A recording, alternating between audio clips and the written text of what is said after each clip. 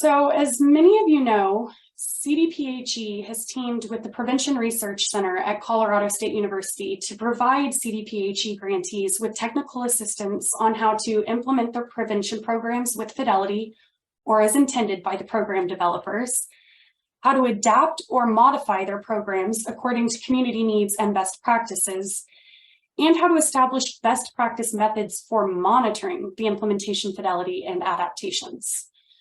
And it is hoped that through this direct research to practice system, we not only inform and contribute to your implementation efforts, but also to the behavioral health prevention science field as a whole.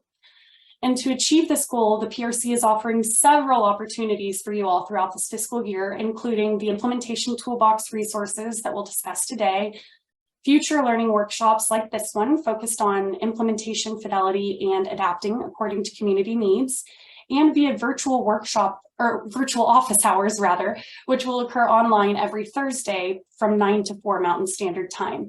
And I'll talk a little bit more about these opportunities again towards the end of the workshop. But so you can know a little bit about the person just talking at you right now, I am Caitlin Dame. I use she, her pronouns, and I will be your main speaker for today. So a little bit about me. I am originally from Texas and moved to Colorado about 6 years ago with my husband so we could actually experience 4 seasons and explore the mountains with our pups. I received my master's here at CSU, specializing in prevention science, and I'm happy to continue my journey at the PRC as a research associate and project manager. And I'm really excited to be your speaker today, as well as your main point of contact at the PRC for this grant. So please feel free to reach out to me with any questions or concerns you may have. And my email will also be provided again throughout the workshop and in the chat. So now off to Nate. Hey everybody, nice to see everybody here today. Yeah, I'm Nate Riggs. I'm the director of the Prevention Research Center. I just want to say I really hope that you all find the services that we're providing you helpful. As a prevention scientist, you know, we advocate for the use of evidence-based programs, or as evidence-based as possible. But I also recognize that we oftentimes, as prevention scientists, don't provide any kind of help or assistance in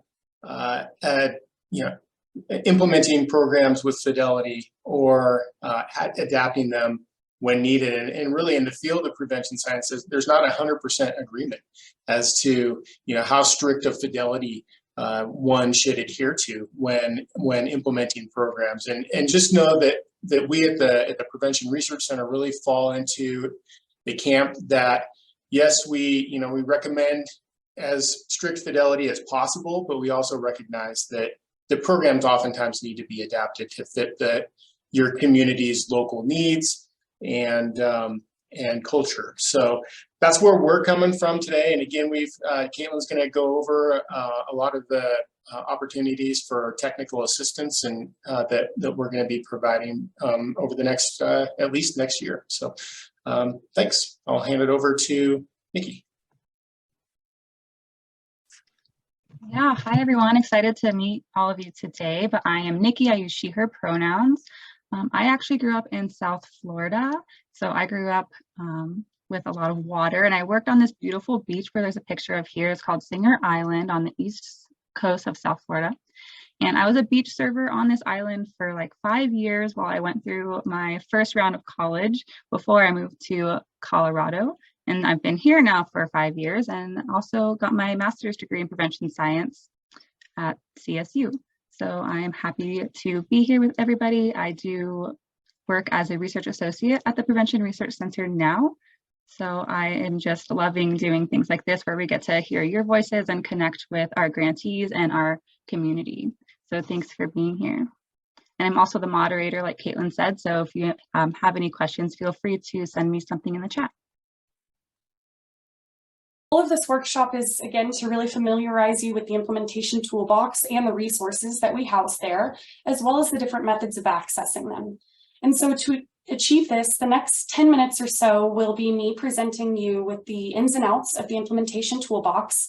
And then the final 30 minutes will be spent hearing feedback from you as users about your experience with the website. So before we move on, does anyone have any questions that I can address quickly?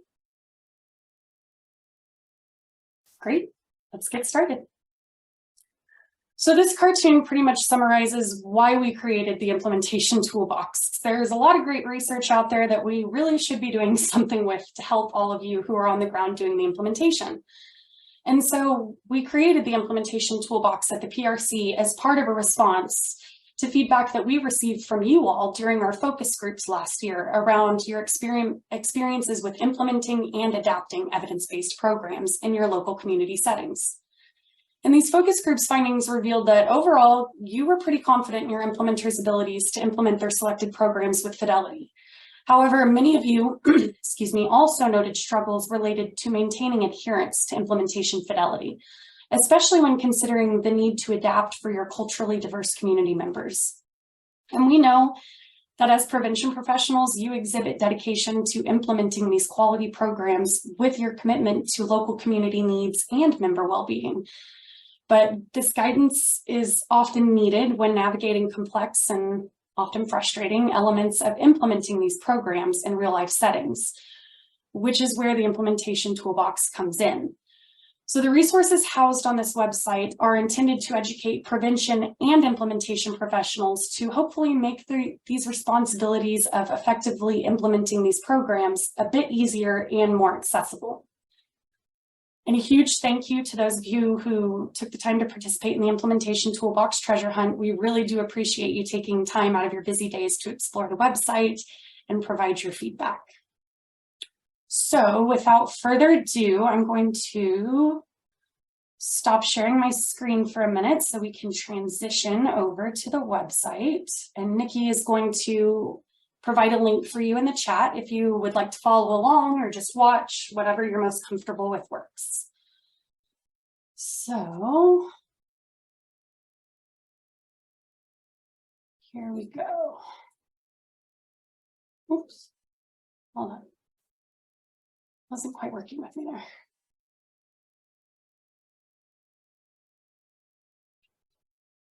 Okay, now it should be good. Okay, is everyone able to see the website? Perfect. So as I mentioned, the link is in the chat if you'd like to follow along. Just a quick note before we dive into this, we're currently working with our media director here at CSU to update both the PRC website, which you're seeing now, and the implementation toolbox. So some things may change in appearance here in the next few weeks, but the information will all remain the same. And additionally, as we make these changes, we will keep your updates and your feedback in mind. So this here is the main page for the PRC website. Here at the PRC, we do have experts across 4 divisions, including healthy schools and intellectual and developmental disabilities.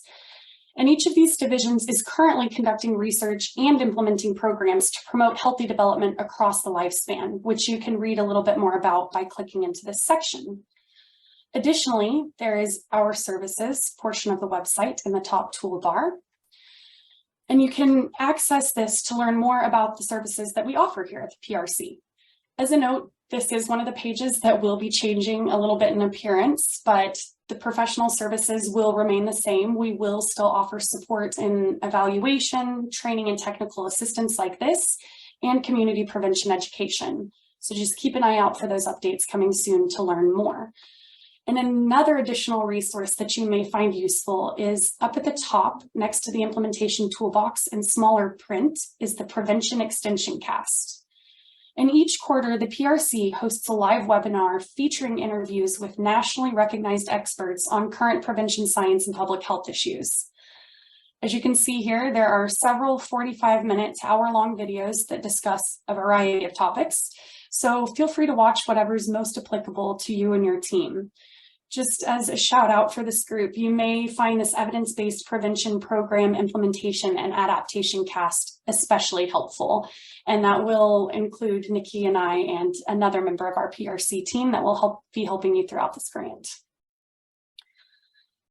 Also, as a side note, if you're interested in being included on the email list for these future prevention extension casts, please reach out to me or Nate and we'll be sure to get you added onto that list so you're notified of upcoming casts. Okay, so now for why you're here today, the implementation toolbox. And on our first stop today on our tour, we will be looking at the implementation overview, fidelity, and adaptation section. In this section, once you click in, you will find 3 subsections that dive deeper into each of these topics. And you can navigate this in 2 ways. You can either use the little mini toolbar on the right-hand side of the page titled "In this section," or via the main headers with images as seen here. And I'm just going to quickly show you what we have on the Fidelity page for now, since that will be our upcoming workshop. And once you're on this page, you can use the arrows next to the headers to just expand to see the content. As a note, in the near future, this information will be expanded to also include content from our guidebook for implementation and adaptation, as well as short explanatory videos that further define and enhance this material. And the guidebook for implementation and adaptation is not actually posted yet, but will be soon. And we developed this based upon the topics discussed in the Prevention Research Center created Research to Practice Tools. That's a mouthful, which I'll go over in a second. So you may find the guidebook to be a very helpful additional resource as you dive deeper into these topics. But when scrolling through each of these subsections, you'll notice that they're divided in similar ways. It starts with the basics and then provides helpful resources and then more in-depth information. And throughout each of these resources, you will find additional external resources like this one, which I can click into. And these are, as I mentioned, external prevention science related resources. They are all evidence-based and they're great for you to dive in deeper if you'd like. You'll also notice that we put our associated research to practice tools here. So if you're going through the section and you want a quick and easy tool that you can hand to your implementers or just review yourself, those are here. And then you can also go into the deeper dive section to learn even more about the topic that you're looking into. As you'll see here in the fidelity section, we've got YouTube videos that dive deeper into the topic of fidelity, and then also resources for monitoring fidelity. And then also, as I mentioned, to learn more about implementation fidelity, barriers, and potential solutions and such, we will be hosting our second learning workshop on November 3rd at 11. And Nikki will be providing you with a flyer for that at the end of, or rather a link so that you can register at the end of today's workshop. Okay, so now let's say we're on this page and there's a specific research to practice tool that we wanted to access, but aren't entirely sure which of these subsections it may be housed in. So we'll simply scroll up to the top until you either see a light green box with a teal arrow titled Implementation Toolbox, or you can use this long mini toolbar on the bottom that will take you back to the main page of the Implementation Toolbox, or even to the main page of the Prevention Research Center if you wish to go there instead. So once you're back on the Implementation Toolbox home screen, just scroll down, select PRC Created Research to Practice Tools. And on this page, you will see all of the created tools that we have posted so far. You will also currently notice several coming soon notes underneath many of these tools. And as I mentioned, this is just simply because we're working with our social media director to get these uploaded, but we will have them for you as soon as we can. All of these tools were created based on current, up-to-date, evidence-based research and best practices in response to feedback that we've received from you as CDPHE grantees during the last fiscal year. And these tools are really designed to provide just a brief snapshot of each topic, which is why we have those deeper dives into in the other sections. Additionally, as a note, each of these tools has been designed with assistive technology, so they can assist those who may have difficulty hearing or seeing things on their devices. So to open a research to practice tool, simply click on it and it will automatically open. Once this tool is open, you can print, download, save, share, do whatever you want to do with it. They're here for your use in whatever way you find most helpful. But essentially, each tool will provide a brief definition of the topic, why it's important, best practice methods, and additional resources in case you want to dig deeper. So that is just a brief snapshot of what we have so far. But before I go on further, does anyone have any questions, comments, or concerns that I can address? Cool. So we'll move on. So now I'm going to quickly show you just a third way to navigate through the implementation toolbox resources, which I'd already previously mentioned, using this mini toolbar on the right titled in this section. We're going to use this to now navigate to the EVP Fidelity Checklists and Logic Models. And here you will find your program developer created Fidelity Checklists and Logic Models. So for those of you who are implementing an evidence-based program, if a program developer created Fidelity Checklist is available, we provided it here under click here for Fidelity Checklists. And we have ensured that all CDPHE evidence-based programs that include a program developer Fidelity Checklist are housed here. However, we do also recognize that some programs are either in the development stage and either may not have or are in the process of creating that Fidelity Checklist, or that a Fidelity Checklist simply just may not exist for your program. So to address this, we are currently working on finalizing a PRC created general Fidelity Checklist, which will help you to measure implementation fidelity and its impact on program outcomes. This checklist will include a subjective and objective report and will be broad enough for use in evaluating implementation for a variety of your programs. So just keep an eye out on the PRC created RTP tools section that we just reviewed for future access. So now as we look at in this section again, we see the logic models, which we'll go to now. And here you'll find all of the logic models for your associated evidence-based programs like LST, which I know is specifically mentioned today. And these logic models, which we'll get more into during our implementation fidelity workshop, are really vital for maintaining fidelity to program implementation because they describe these evidence-based chain of cause and effect that's expected to occur when the program is implemented as intended. So if you and your team are currently implementing an evidence-based program that does include a logic model, just ensure that you're frequently reviewing it as a team along with your fidelity checklist to ensure that you're achieving your desired participant outcomes. If you're not already utilizing a logic model, now's a good time to start and you've got the resources to do it. So we will get into our last piece of the implementation toolbox, links to other resources. Now this page will change quite a bit because we are consistently updating these evidence-based resources according to your needs and feedback that we hear from you. So keep an eye out on this page. But for now, we've got the Epicenter, What Works Clearinghouse, National Prevention Science Coalition, blueprints, and information for the Substance Abuse Prevention Block Grant. And while these are all excellent resources, 2 of these websites, in addition to the implementation toolbox, of course, will be invaluable for you. And that would be the Epicenter, which, oops, there we go. So the Epicenter, which is an evidence-based resource developed by Penn State, where Dr. Nate Riggs is actually an alumni from. And their goal is to connect research, policy, and real-world practice in ways that improve outcomes for children and families across the state.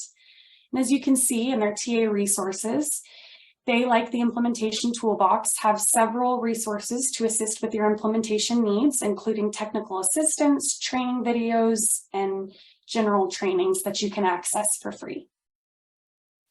And then additionally, we have blueprints, which I'm sure by now you are all mostly familiar with. And this is basically just a comprehensive registry of scientifically proven and scalable interventions that promote a healthy life course for youth and adults.